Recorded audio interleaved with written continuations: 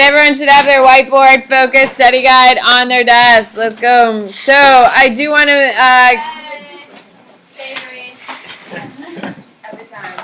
Every time. At least she's consistent, so that's like impressive.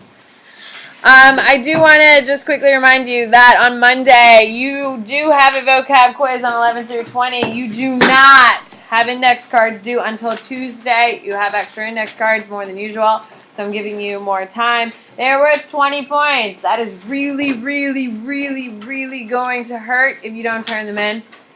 On Tuesday, you have index cards 21 through 30. On Wednesday, you have a test, focus, and study guide are due, and your outline is due on Wednesday, so a little bit different of a schedule. If you think for 2 seconds I'm going to have any kindness for anyone who did not plan accordingly over the weekend and couldn't get their work done, you are completely delusional, and you don't know who I am as a person. Be prepared. Do what you need to do. If you are going there tomorrow and who has started their stuff for next week? Oh, I'm so proud of you. Oh, so proud. So thank you. If you haven't, I would maybe stay in tonight and get something done because I'm going to have no kindness. 0. So please make sure you know. The only thing I'm going to say about Gasparilla is that please know it is fake news. Thank you, Valentino, for really pointing that out. It's completely fake news. It is not worth getting in trouble for. It's not worth hurting your trajectory for a stupid event. So please make sure you're safe, you're making good decisions this weekend, and know that I will not be there, but I will be thinking of you. And I look forward to seeing every single one of you in my classroom, not in trouble, and have made good decisions on Monday. So, on your whiteboard, please tell me, what is it called when I am just overwhelmed about this stupid ball I'm going to next weekend? I've got to figure out when I'm going to do my nails, and it's just so damn annoying. I have to start tanning this week because, like, this needs, like, layers on layers on layers of tanning. Yeah, I am. So I am specifically, like, focused on this whole thing. What is it called? By the way, I have a ton of wrong answers, so that's great. We're starting off well. David, what is it? Stressor. Stressor. Why is it a stressor, David? Because it's the event that's causing. It's the actual specific event on your whiteboard. Because I'm stressed out about this event, I'm breaking out. It's great. I'm loving it. When I come back on Monday, I'm probably going to have a minefield of pimples. I hope you enjoy. What is it? Max? Why? It's your reaction to a stressor. It's a negative reaction. What's your distress? What do you do? I don't get really anxious. What's stress? Okay, You don't cope? Your skin No, I doesn't do. break I out? You do. don't have rashes? You don't have hives? No, not really. I thought you were a nail My biter. complexion's like pretty bad already, so like. Oh, well, that's It's nice. a real Bad bad complexion, and then you don't get worse. That's nice. Imagine having bad complexion, and then it gets worse.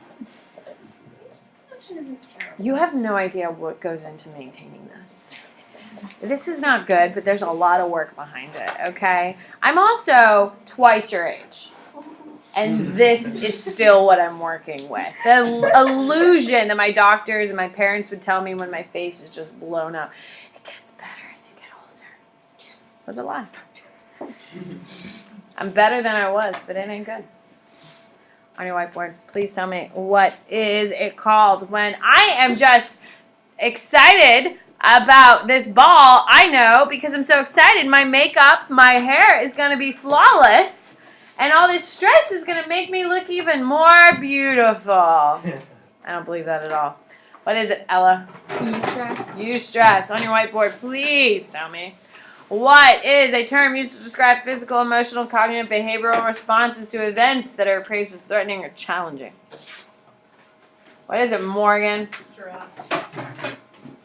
Stress. On your whiteboard, please tell me, what is it called when we try to change the way we think about something in order to alleviate the stress we have? So if we're trying to think about, for instance, this ball, if I wanted to do this with, that I should just be lucky I'm having a free night out because McCrae's partners are paying for $5,000 for this damn table. And I'm going. I get to eat, drink. They have really good dessert. I'm not going to lie. Every year the desserts are pretty good. They always have a dessert station outside and then you get delivered dessert, so I'm pretty stoked about that. What am I referring to? What do you got? Nico. Cognitive appraisal. Cognitive appraisal. So what is it called that yesterday when I was explaining this theoretical project and I was saying, hey, it's really not going to be that bad. When you hear about that, hear it in a very logical way, you're like, hey, it's actually not going to be that bad. What do we call that? When you actually logically go through the actual stressor itself and figure out that, oh, by doing this, so far I have 2 right answers. Jackson! Educate your peers, man. Secondary appraisal. Secondary appraisal. What is the key word to secondary appraisal? On your whiteboard, please tell me, what is the key word to secondary appraisal? What the hell is that? It's in the definition. Oh, no, I'm not talking about definition, really. What is it, Valentino? Logic. It's logic. Logic is the big part of the secondary component. When you sit there and say, oh, okay, it's not that bad, you think through it. Like, for instance, with this stupid ball I'm going to, I got to reuse a couple things. I don't need to buy a new purse because I already have a purse that matches. I am in the market for a necklace. That kind of stinks. I have to go back to the damn mall. Okay? You could just go you don't have to go to the mall and go to another store. No, everything's terrible. I don't even know what kind of necklace to wear with the dress I have. I have no idea. What dress is it? Annoying. Ball length. Well, what's the neckline like? High. It goes way up here. So is it Of like, course, I'm super conservative. Is it Of course it's halter? like no. Alright, what is it called that when I found out that I was going to this ball, I was like, are you kidding me? And without right off the cuff. Like if I told you I was doing a project, you'd be like a gut-wrenching response. And you were like, hell no. And then you're like later be like, you have excitement when you hear the word project? No, you said what's it like when I'm doing the ball, and I was being excited. What is it, Maddie? primary? Primary. What is the key word to the whole primary component? When we think about it, when I heard about a ball, it was a what type of response? Good. Kayla, what is it? Emotional. Primary is emotional. Okay? I think we can all agree if we let our emotions get the best out of us, we're super stressed all the damn time, correct? Everything's the end of the world. You'll have no friends. Everything's terrible, right? Okay. On your whiteboard, please tell me what is it called when we have anxiety, nightmares, poor sleep. We keep reliving the event after a really tragic event has occurred. What is it, Maya? PTSD. PTSD. Perfect. On your whiteboard, what is it called? For instance, my front door slams every time I leave, and it annoys me, but I've yet to do a damn thing about it. What is it? Patrick? Hassle. Please tell me, what is it called? Nope, we're just going to go here. All right, perfect. You guys did way better than fourth period. No surprise. Here we go. So yesterday we did get to pressure, is that correct? Yes. Okay, so here at Plain High School, I definitely don't really need to teach you about pressure. However, every single person has a different pressure that they're feeling. Of course, everyone has a pressure to do academically well, but some have different pressures. They'll tell you about a sophomore kid that I have. Both of his parents, mom, dad, went to Harvard. They met at Harvard. The dad's grandfather, great-grandfather, he's like 5th generation if he gets into Harvard. This kid is killing himself as a sophomore already about stressing out about how he has to get into Harvard. If he doesn't get into Harvard, he's failing his whole family.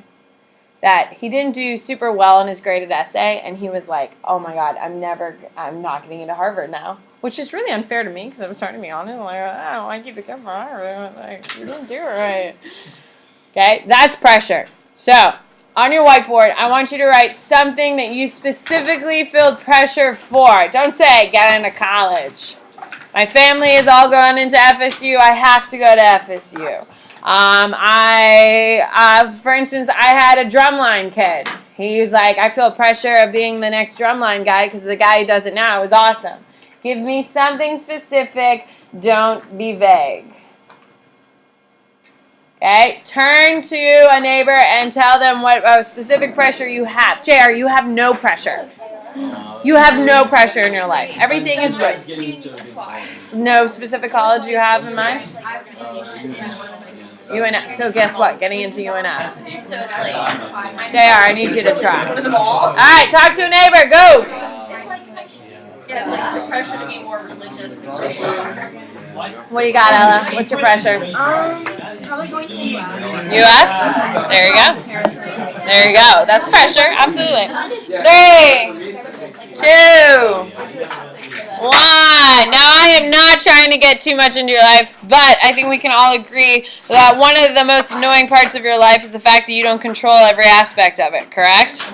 That your parents can come home tonight and decide you aren't going to Gasparilla, and guess what, you ain't going? Gasparilla.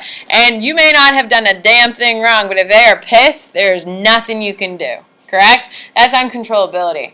I'm terrified of uncontrollability. I don't know if you've noticed, I'm a control freak. I don't know if you remember back to the hurricanes. How well did I handle those hurricanes? Not well. Not well at all, because anything that throws off my schedule, what I want to do, how I want to do it, it stresses me out because I do have things well planned out. You're going to have 6 weeks of review, by the way, for your AP exam. How boss is that? Yeah, that's pretty legit. Don't worry, you're going to have 1 week of writing. It's going to be awesome. No, I know. But, like, I'm talking about specifically for my content-based. You know what I mean? Would you say a lot of your teachers were incredibly stressed about content? Oh, yeah. Really? Yeah. Nice. Did they? Cool. All right. I had teachers cutting back on labs, cutting back on just like all sorts of content. Nice. There you go. Well, good. So when we talk about uncontrollability, it's that how much. How many of you are just like completely go with the flow people? That you're just like, cool. Oh, I hate you people. Your lives must be perfect. No? It's so annoying. You just have to deal with it. So, uncontrollability. What, on your whiteboard, tell me what uncontrollable thing bothers you the most. Okay? I'm not going to lie. I got road rage. This morning on Bayshore, I had a VW SUV going 20 on Bayshore. Don't say people, be specific. That uncontrollability of slowing down my whole morning getting here pissed me off. Like 2 cars driving next to each other. Rage. What are 2 things that are uncontrolled by you that stress you out the most? This is fun. I can't think of anything besides this. Turn to someone near you and share. Go. I hate it. It stresses me out. Stop. What do you got, Ella? No reason. What about traffic? You're in a hallway. Changing conversation. Do you time your drive perfectly? It's more than it's like, okay. 5, 4, 3, 2, 1. Now please listen. The fact that we're stopping and writing things on a board and then talking to your neighbor about it is not to fill time.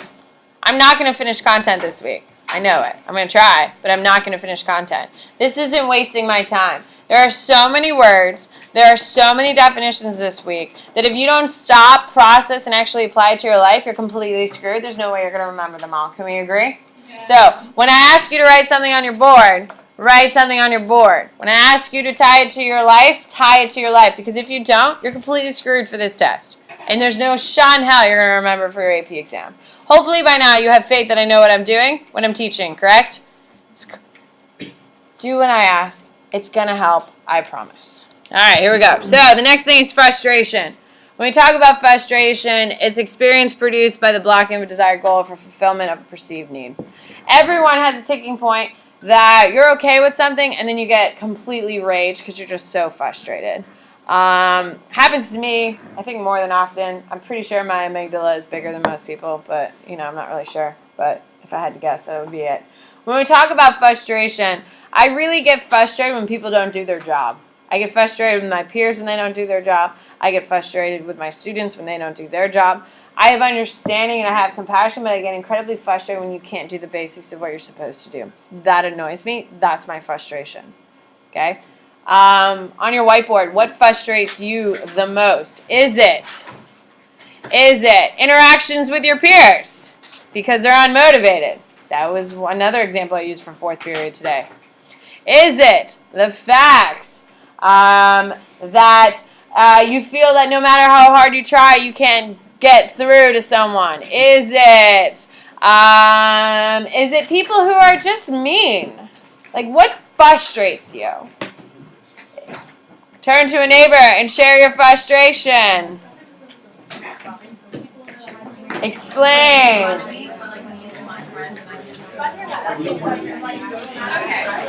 Yes. What is yours? Touch your things. Yes. I don't like some. What do you got, JR? I hate when people touch my back. There you go. That's annoying. Especially when you don't deserve it. There you go. What do you got? Your dad? What about your dad? Huh? There you go. That's not, my dad is not it.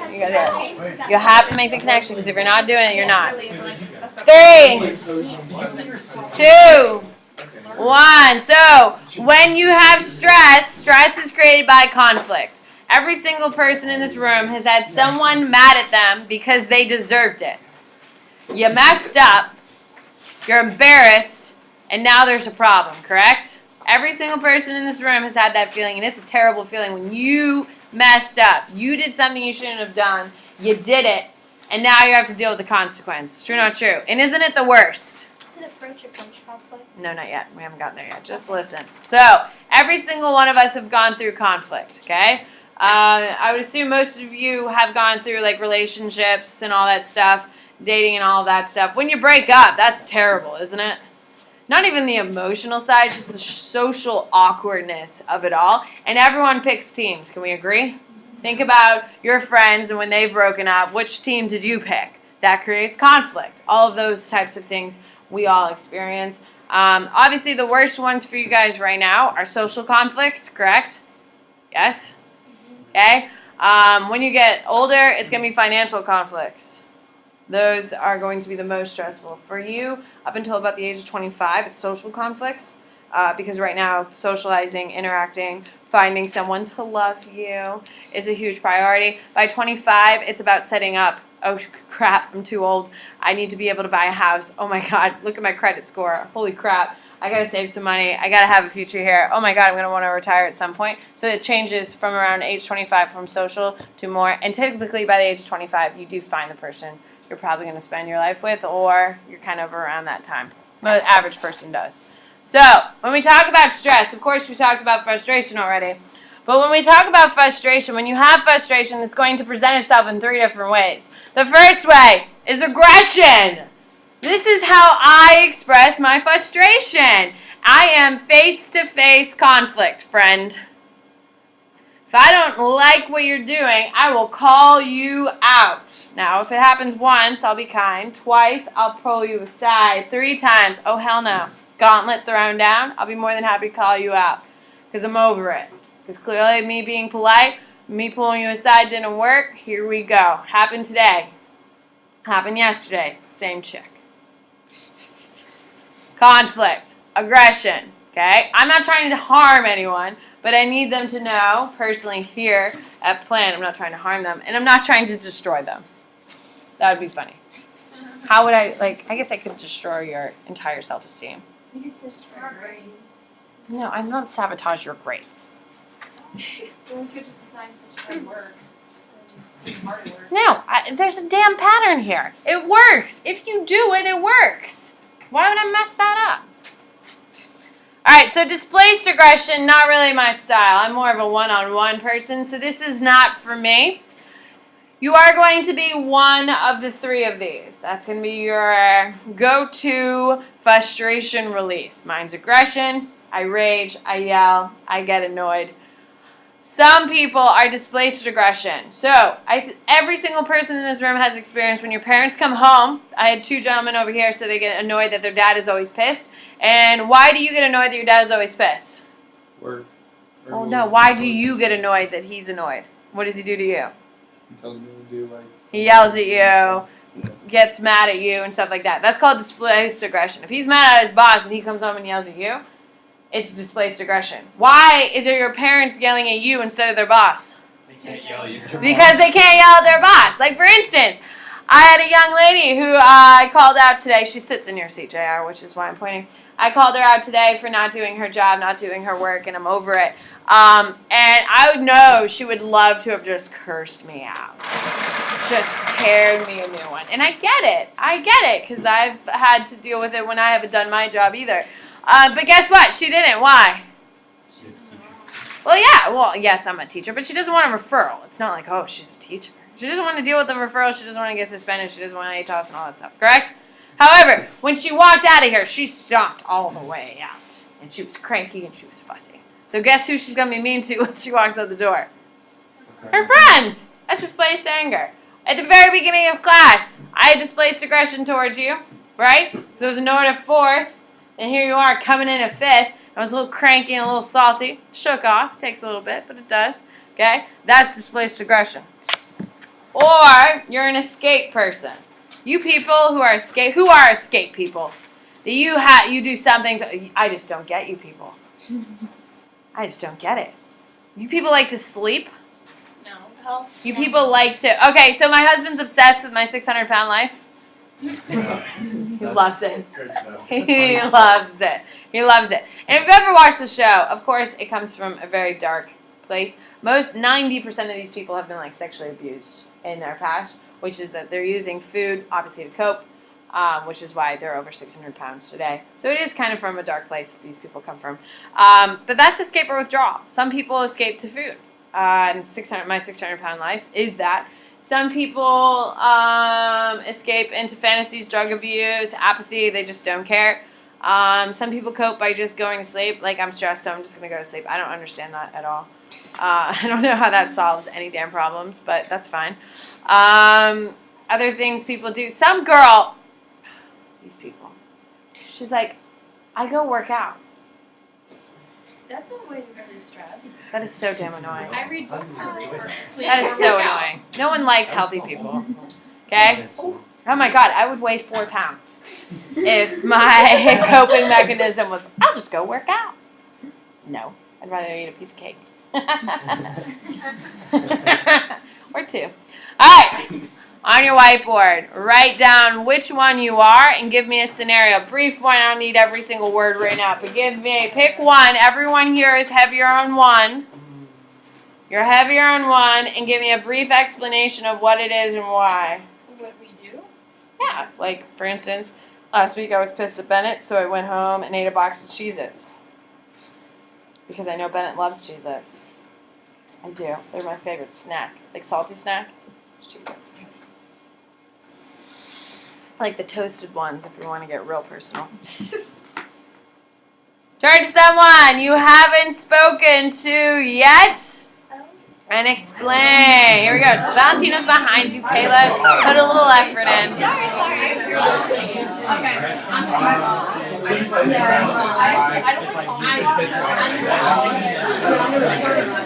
What was that? You keep looking at me, so now I'm funny.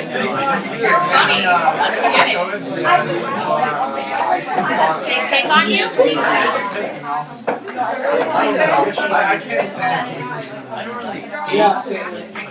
I'm not on that list though. 5,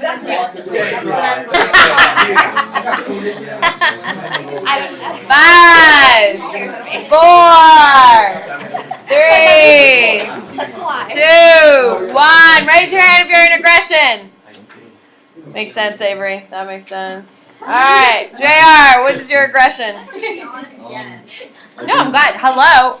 Have you met me? I know, that's why I'm talking to JR right now. Like if a ref calls like a bad call or like it's offsides and I wasn't, like I yelled at the ref. Oh, that's good. That's not going to get kicked out. That's good. That's good. All right. Displaced aggression. Who are my displaced aggression people? Patrick, give me, what do you do? Pretty much every day. I get yelled at by a teacher. Yell back. I don't think I've ever really yelled at you. I think he's referring to you. Yeah, I know. Okay, so what do you do? I just piss them off. I just have that personality to piss off teachers.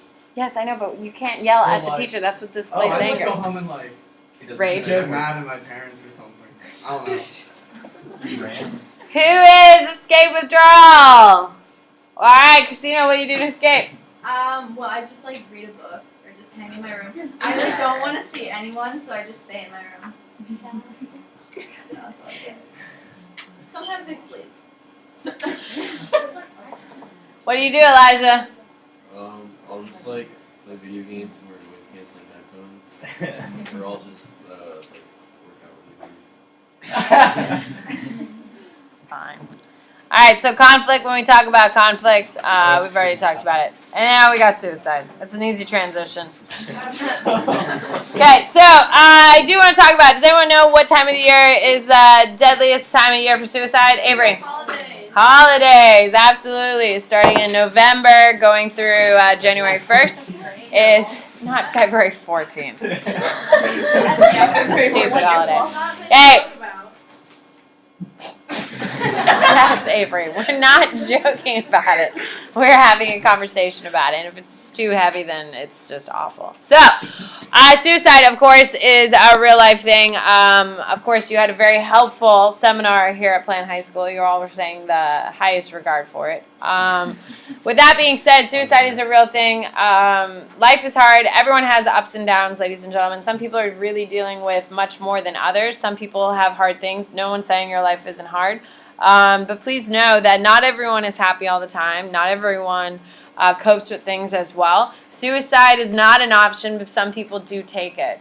If you know someone who is suicidal, thinking about suicide, you need to do your part and please speak up for them on their behalf. If people are joking about it, please make sure that you are pursuing it, doing something, because God forbid if something does happen, you won't be able to forgive yourself. Can we agree? So having the conversation, talking about it, being open and available is a key point to it. When we talk about suicide, the reason why we have suicide prevention in September is why? It's right before the holidays. Absolutely. So make that connection. So please make sure that you are out there talking to people. If you need help, please ask for help. That's the best thing you can do. So it's not an option. Everyone has hard times, but it does get better. Can we just talk about that? Life does get better.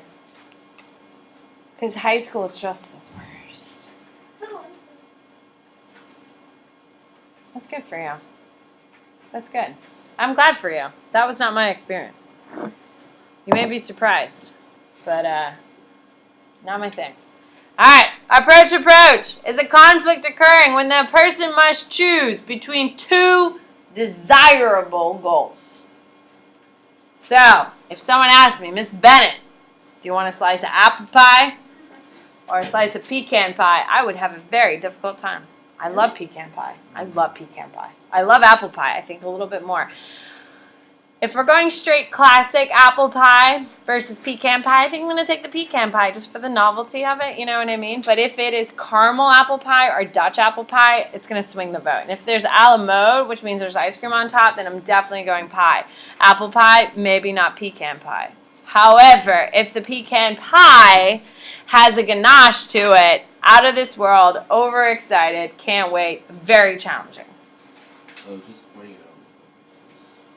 There's tons of stuff on the focus. Because one of them is going to be replaced by something else. So, what I would like you to do on your whiteboard, if I was going to send you to one of two places, where would you want to go on vacation? So you're writing down 2 vacation destinations that you absolutely want to go to.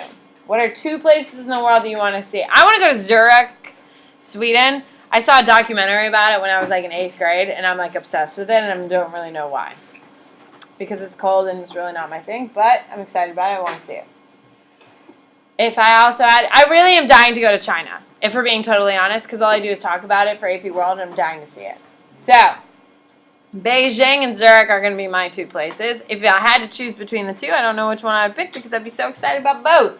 So, Write down 2 vacation destinations that would be hard for you to choose. St. Kitts? Okay. Okay. Have you been there? Once. I've been there once too. It was nice. Alright, turn to someone and tell them what your 2 approach. What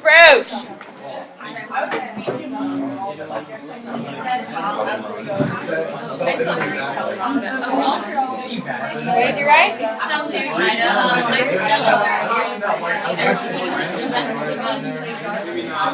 5, 4, 3, 2, 1. So approach is between 2 positive things. Avoidance is between 2 things that you would never, ever, ever, ever want to experience. So if I was like, hey, Ella, would you rather me punch you in the nose or kick you like hell in the shin? Ella, never. No, nose. I mean, that's just like a huge explosion of like pain. Why is this shit? Shins? I don't know. That's like a vibrating, like when you walk, you're going to feel it because it's going to be bruised. Which one are you going with? Probably the shins, I guess. You think? You don't want to hurt the moneymaker? That makes sense. This minute. What? I want to read the song. Well, I don't care where you write it, as long as you write it I somewhere. know, but there's 2 approach avoidances. One's avoidance, one's approach. It kind of goes through. One of them switched up. So, Ella's going with the shin. Which one would you pick, Nico? The nose? Nose? Yeah. Have you rode a scooter and had it like flick back to you?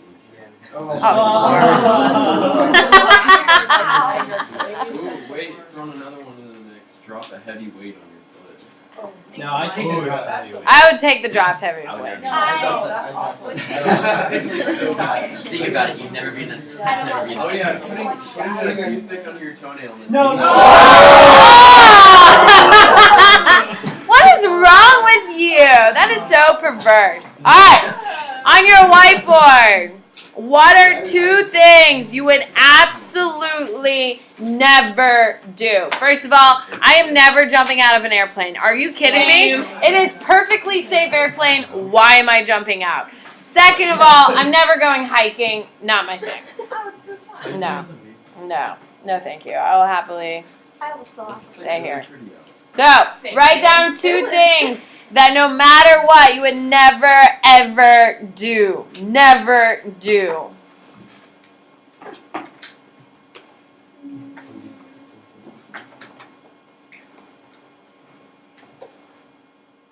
What are 2 things that you would never, ever do?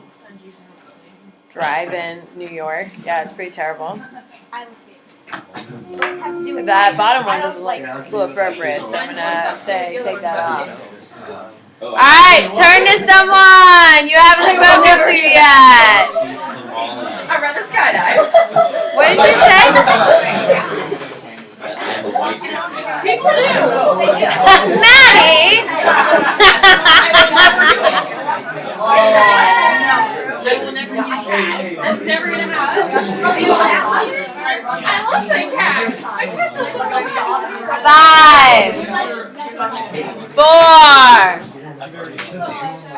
I can't read your handwriting, so Go to Somalia and tell everyone that I'm white. Oh yeah. that would be not good. And the original 2, 1. T, what are 2 things you would never, ever do? Mine was running. Running, okay. And yeah, I'd run because it's safe for my life. Yeah. Avery. It's things that you would like avoid doing, Avery. I guess my second one is dying because my first one's running. Wait. You don't want to do running, but you'll do like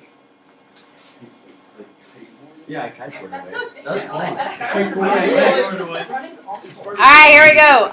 Approach avoidance is a conflict occurring when a person must choose or not choose a goal that has both positive and negative aspects. Okay, so approach avoidance is when you have multiple things you have to deal with and stuff like that. So, give me a topic. Would you rather get $1 million Oh, But everyone I wants just $1 looked million. No. Give me like something. Give me like an object or a place. Space.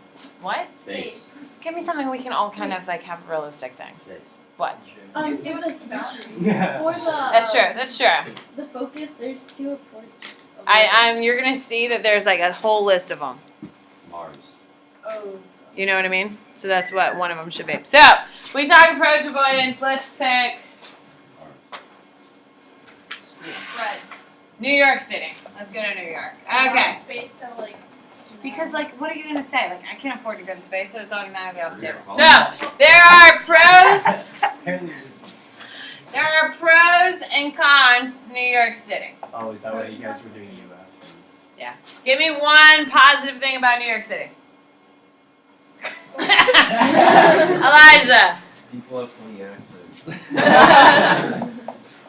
Don't you touch my spaghetti. Oh my god, that is so offensive for everyone. Alright, what is something else positive? Morgan. Shows like Broadway shows, absolutely. shopping.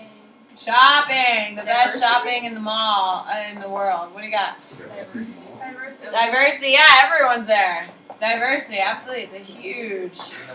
Never be alone. You'll never be alone. Absolutely. I think that's cool. Walk everywhere. Have you guys ever been to New York? How many of you have been to New York? Like, just like the mass of people just in their own little world is pretty cool. David, give me something positive. They have some of the best dim sum. Yes! Oh my god, I love dim sum. Yes. Do you get it here? Where do you get it here? You can't get it here. It's not the Okay, same. it's terrible. It's not. It's not What is that? What is it? It's like the little balls that they heat in the little bamboo baskets, and they're like amazing. Blue Samurai has pretty good pork ones, but they're The okay. dive house in New York. My uncle lives in New York, and we were there this summer, and we went to this like little shop, and they had the best. Like it was. We went to Chinatown in New York City, and like the Chinese, like you know it's a good Chinese place when they have like the ducks just hanging there in the window. You know it's gonna be good. All right, what are some negatives? The cons. I've never been to a Japanese restaurant. It is filthy. Ugh. It is dirty. What do you got, Jackson? Taurus. Tourists. Oh my God, yes.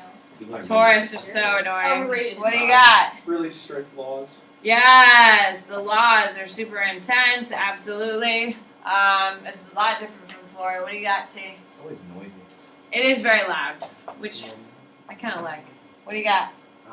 Just the amount of smoking. Smoke? Yeah, everyone smokes there. Everyone is smoking, which is gross. What do you got, Morgan? It is so much money. It is so much money. How about crime? Like, you can easily get mugged, like, at any time. Like, you're walking out of an ice cream store and you get mugged 2 seconds later. Like, jeez, there's no safety. Okay? So, when we talk about approach of, oh my god. When we talk about approach avoidance, it is one topic. It is one topic where you identify both pros and cons. In your application, I would write one topic with pros and cons. Does that make sense? I should have done going to Gasparilla this weekend. Damn, what an opportunity I missed. Lots of negatives. Lots of negatives, but everyone will be talking about it. This is great. Okay, next one is double approach avoidance. Now, double approach avoidance is conflict when the person must when a person must decide between two goals, with each goal possessing both positive and negative aspects. So, this is FSU versus Florida. Everyone, Eric and Morgan, who are 2 seniors in the room, they did that with their 2 universities they went to, correct? Or the universities they got to choose from. Morgan was between Stanford and Virginia, correct?